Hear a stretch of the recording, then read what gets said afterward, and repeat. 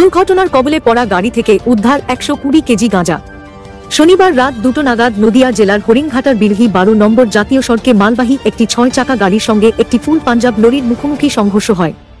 দুটি গাড়ির চালক ও খালাসি ঘটনাস্থল থেকে চম্পট দেয়। খবর পেয়ে রাতেই ঘটনাস্থলে পৌঁছায় হরিণঘাটার মোহনপুর ফাঁড়ির পুলিশ। 4 চাকা গাড়িটিকে উদ্ধার করে নিয়ে আসা হয় মোহনপুর পুলিশ ফাঁড়িতে। অন্যদিকে ফুল পাঞ্জাব লরিটি রাখা রয়েছে দুর্ঘটনাস্থলে।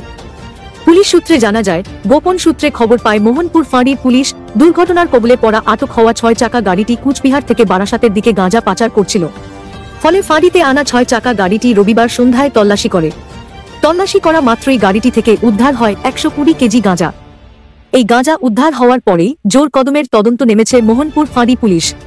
কার কাছে এই গাঁজা যাচ্ছিল, কারা কারা এই গাঁজা পাচার কাণ্ডে যুক্ত আছে, সমগ্র ঘটনা তদন্ত শুরু করেছে পুলিশ।